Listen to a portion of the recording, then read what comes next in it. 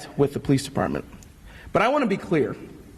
What we experienced last night was not a protest. It was anarchy. The people that showed up last night, the anarchists that showed up last night, brought weapons to the table. They had guns, they brought explosives, axes, machetes, and had one intent purpose, and that was to harm our officers that were there to serve in the line of duty to protect our city. I want these anarchists to hear me clearly and loudly that this will not be tolerated in our city. You are not welcome here. If you choose to come back to Denver, Colorado, to incite anarchy, destruction, and violence, I will assure you, you will be met with every tool in our disposal from law and policy that we can use to stop you. Effective immediately, I am suspending the command PR bond jail inmate cap I put in place due to COVID-19 in March. I want you to know that if you harm our city in any way, whether it's destruction of property and/or persons, you will be arrested and you will be a resident of the Denver County Jail. We will also look at how we can help you be a resident of the state prison system and the federal prison system. All tools are at our disposal. Now I want to speak to you as a black man and a Denver native. The narrative that these anarchists are marching for justice of black lives is frankly false. The public needs to know that you do not represent us. Stop using the color of my skin as an excuse to tear up my city. These countless acts are not helpful. They do not represent what black lives are about or this city that black lives helped to build for generations. We ask you to stay home. If you aren't going to protest peacefully, you aren't going to use your constitutional right for the betterment of our community, then you need to stay home. Don't come out. You will be dealt with.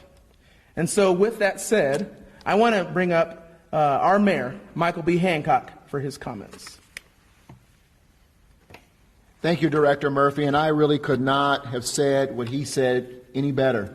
Last night was a riot in our city. We will not be using the word protest or march. This was a riot perpetrated, as Director Murphy said, by people promoting anarchist policies and their own agenda, really over the well-being of the residents of this city. Here's the reality. They showed up, and again, Murphy said this. They showed up with the intent purpose of promoting and committing violence and vandalism in our city. And I want to underscore, I had conversations this morning with the city attorney, with the district attorney, and we are also having conversations with the U.S. attorney. We're going to do everything we can and use every element of law and justice to hold those who committed these crimes in our city last night, hold them accountable, and to use the justice system, whatever means we have available and embedded in that justice system to hold them accountable. And one of those includes restitution. A lot of damage was inflicted on buildings last night, particularly public-owned buildings. And I have instructed the city attorney's office to prepare, as we can prove, those who inflicted this damage on our buildings, to prepare to hold them fully accountable for restitution. This should not be something borne by the people of this Denver, of this city, the taxpayers of this city. We will take those who break windows, who inflict damage on our buildings, and make sure that they'll be working for quite some time to repay the people of Denver for their damage. So we'll be prepared to do that. Let me say this before the chief comes up and gives us the summary of what happened last night. You know, working for change in our democracy comes from nonviolent protest and really going to the voting boxes on election day. Unfortunately, we have people who have decided that the best way for them to get their point across is to try to inflict violence or to engage our police officers in a violent clash. We're not going to stand for it. We're not going to stand for their anarchy, their chaos, or their mindless destruction in our city. And so I have spoken with Chief Payson, made sure that the police department as well as the sheriff's department and our Emergency Operations Center have everything they need, all the leeway they need to make sure that we restore order in our city and not allow for this continued destruction, and against the efforts against our police department to engage them in the violent protests. So let me reiterate what Director Murphy said and what I stand 100% behind. One, we will not tolerate these actions in our city. Number two, we're going to use the full extent of law to prosecute those who are accountable for destruction and violence in this city without question. And thirdly, we're going to use the arm of our city attorney's office to press civil charges when necessary to make sure that there's restitution for the crimes that are committed in our city, particularly when they work to damage public buildings, and we'll share that information with private business owners as well to make sure they can also pursue civilly to be restored and have restitution for damage to their buildings. I'm going to say that I've also, as Chief Payson comes forward, been in conversation with mayors across this country. We know that there is a coordinated effort to inflict these type of riotous activities in cities. We saw some of it last night in Chicago and other cities. Other cities are picking up intel that they may be targeted next. As mayors, we're going to work together to continue to share information and continue to try to do everything we can to dissect this organized effort, and of course work with the U.S. Attorney where we can to use federal law as an aid to abate these type of actions in our cities. We can't stand for it. We got to protect our citizens. We must protect our law enforcement, and we must protect damage against our public buildings and our private buildings. Chief?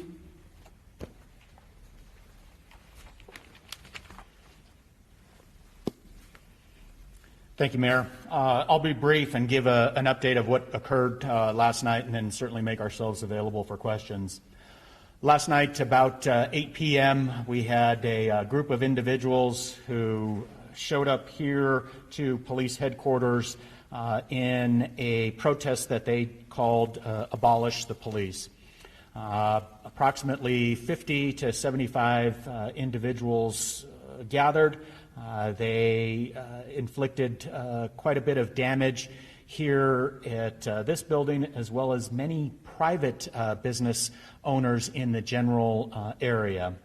Officers responded and to the actions, the illegal actions of these rioters, and were able to make 12 custodial arrests and 1 additional citation. Many of these arrests range from obstruction to criminal mischief to injuring our officers, and there is likely more charges as well. These individuals came down here with the sole intent on causing as much damage, destruction, and injury to our community.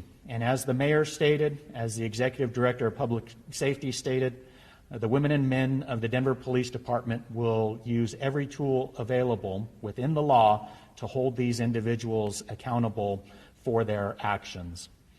Thank you.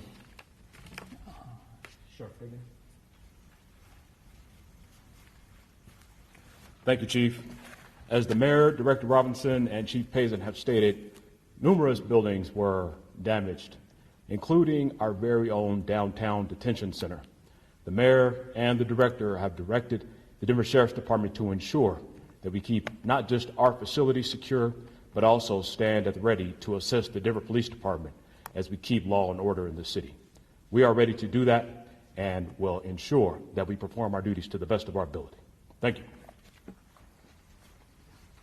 Let me share with those who are on the radio or the phone, as well as the media is here with us, as well as the District Attorney, Beth McCann. And we also have the Executive Director of of DOTI, Department of Transportation and Infrastructure. His team and crews were out early this morning, beginning the process of cleaning up the mess that was left by these rioters last night. I'll turn to District Attorney. Would you like to say a few words, or would you like to wait for Q&A? Q&A is fine. Okay. Okay. Why don't we go ahead and open it up for Q&A?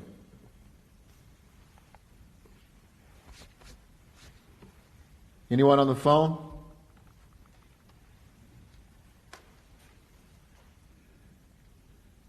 I'm Mary Hancock, This is Lori Lizarraga with 9 News. I'm curious, will we be able to get the mugshots and the specific